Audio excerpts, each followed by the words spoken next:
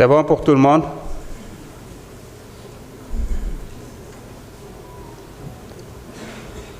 Sur 165, nous avons enregistré 136, dont 2 par délégation. Pour 132, contre 0, abstention 4.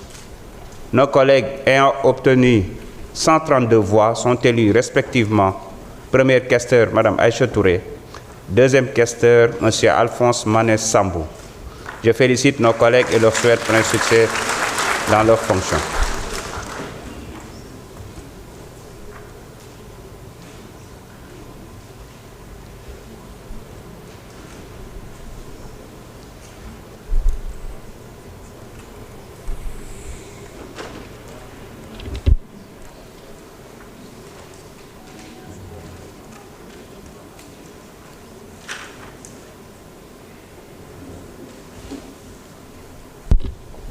Madame le secrétaire d'État auprès du Premier ministre chargé des relations avec les institutions, porte-parole du gouvernement, Mesdames et Messieurs les honorables députés, chers collègues, Mesdames et Messieurs, avant toute chose, permettez-moi de rendre grâce à Allah le Tout-Puissant qui nous accorde aujourd'hui la faveur de vivre ce moment solennel, l'ouverture de la session ordinaire unique de l'année parlementaire 2025-2026.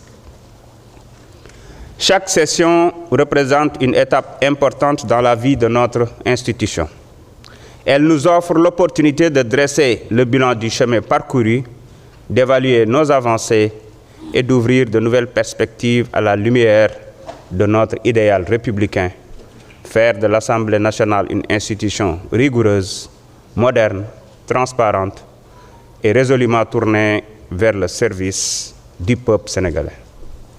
Mesdames et Messieurs, honorables députés, chers collègues, à notre arrivée, nous avons trouvé une institution marquée de dysfonctionnement qui affectait sa crédibilité, mais aussi ses performances. Face à cette réalité, nous avons choisi d'agir avec méthode, rigueur et transparence. Nous avons initié des réformes institutionnelles autour de 3 priorités: disposer de textes clairs, renforcer le contrôle de l'action gouvernementale, améliorer l'efficacité du travail parlementaire.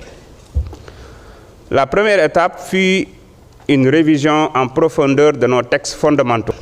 Le règlement intérieur qui aujourd'hui impose désormais à chaque commission permanente de produire un plan de travail annuel évalué en plénière. Le règlement administratif et financier garantissant une exécution budgétaire conforme aux standards de bonne gouvernance. Le statut du personnel administratif pour une gestion plus rigoureuse, transparente et professionnelle. Dans le même esprit, nous avons mis en place une cellule de passation des marchés assurant la conformité au Code des marchés publics, un comité d'évaluation des politiques publiques concrétisant enfin une promesse constitutionnelle issue du référendum de 2016.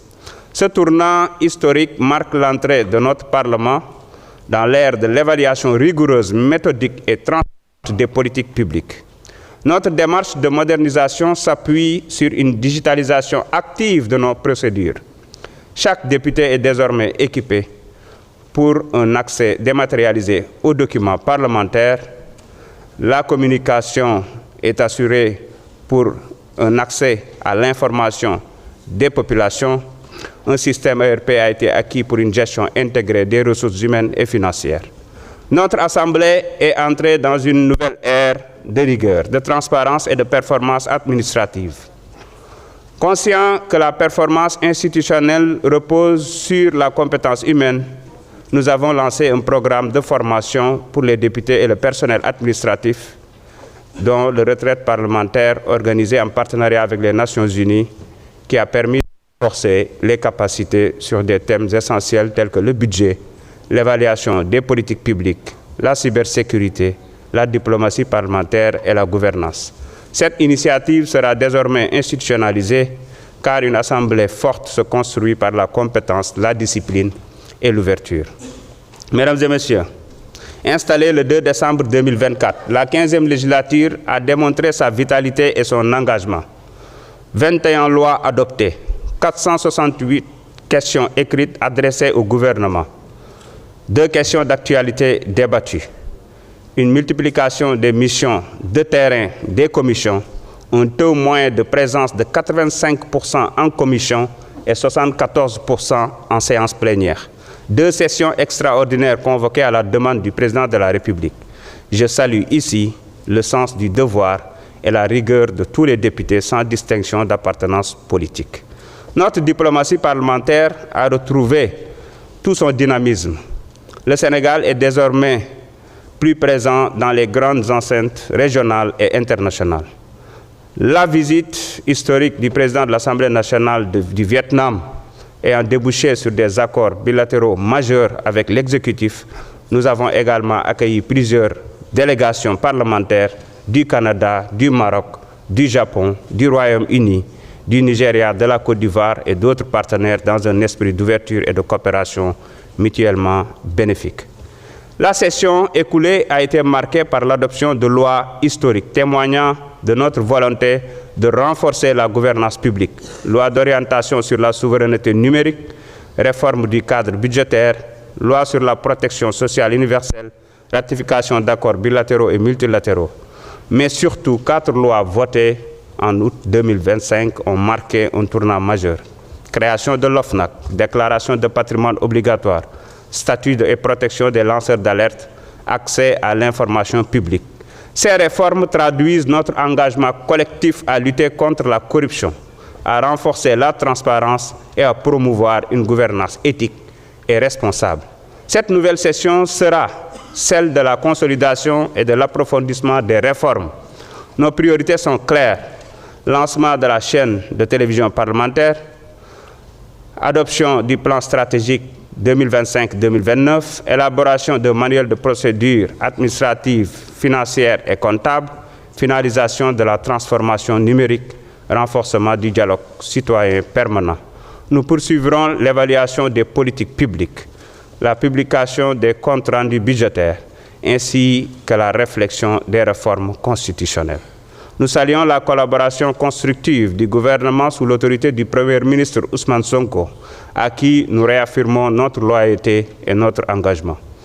Nous exprimons notre gratitude à son Excellence, le Président de la République, Bassirou Diomaye Faye, pour son attachement au renforcement des institutions et à l'équilibre des pouvoirs. Madame le secrétaire d'État, nous vous remercions pour votre disponibilité et formulons le vœu de voir la mise en place d'une plateforme électronique sécurisée pour fluidifier les échanges entre le Parlement et l'exécutif. En ce mois d'octobre rose, l'Assemblée nationale réaffirme son engagement dans la lutte contre le cancer du sein. Nous invitons chacun à sensibiliser, encourager le dépistage et soutenir les femmes qui se battent. Le dépistage précoce sauve des vies. Ensemble, poursuivons ce combat pour la vie, la dignité et la solidarité.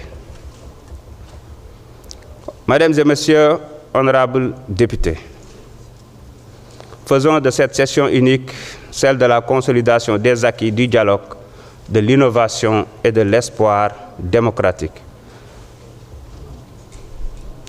Je vous remercie de votre aimable attention.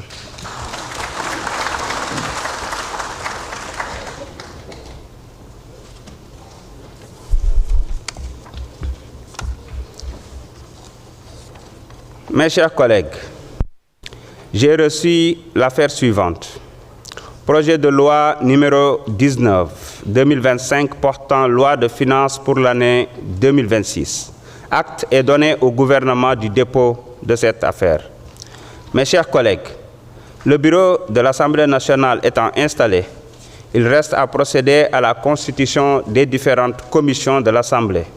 Je voudrais demander aux présidents des groupes parlementaires ainsi qu'aux non-inscrits de me soumettre avant la prochaine séance les listes des membres pressentis pour faire partie des différentes commissions en vue de leur ratification. Je rappelle que, conformément aux dispositions de l'article 36 alinéa 2 de notre règlement intérieur, les commissions permanentes comptent 35 membres chacune, à l'exception de la commission des finances et du contrôle budgétaire, qui inclut d'office les présidents des commissions permanentes. La commission de comptabilité et de contrôle et la commission des délégations comprennent chacune 20 membres. Mes chers collègues, l'ordre du jour étant épuisé, je propose à l'Assemblée de lever la séance et de reprendre nos travaux le vendredi 17 octobre 2025 à 10 h pour la ratification des listes des membres des différentes commissions. Je vous remercie. La séance est levée.